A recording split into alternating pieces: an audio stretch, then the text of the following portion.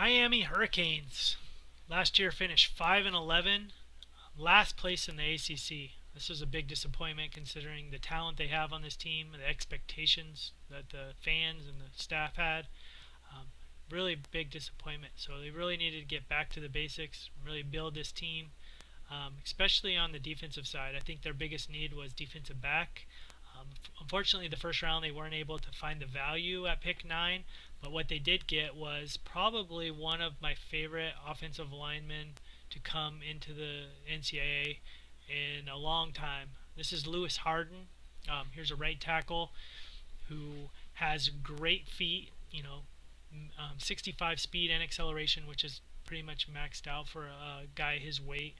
99 strength, um, intelligence 90, discipline 83, run blocking 96, and pass blocking 98. So he's basically maxed out in almost every category. And you throw in he's only got a 4 volatility.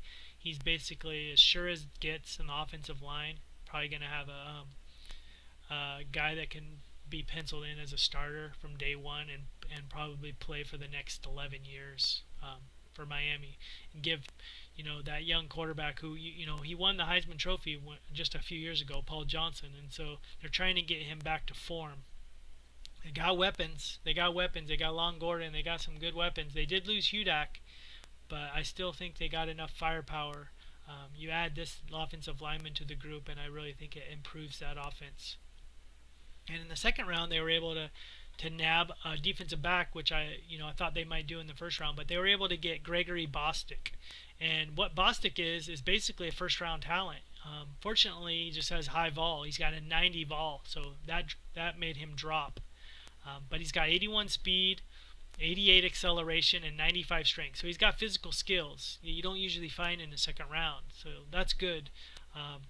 His zone coverage is maxed at 80, man 84, and bump and run 57. But those all three have a lot of room to grow with that high 90 vol, and to go along with the tackle at 68. All of those have a lot of maturity to do. And so if he booms in training camp, Gregory Bostic's looking like a top 15, top 10 type of defensive back talent. So this is a good risk. Miami could really hit a home run on this one. And so you add Harden, the surefire first rounder, with the potential of Bostic in the second round, and you kind of got two polar opposites as far as the type of picks, gamble and a sure thing. I think they did a really good job of balancing it out. Sloth did too. He gave them a B+. I went ahead and gave them an A. I thought Miami was one of my favorite drafts. I was really high on Harden going in, so for him to go at number 9, I wasn't surprised at all. And I really did like Bostic a lot. I just didn't have the guts to take him. So good job for Miami getting an A grade for me.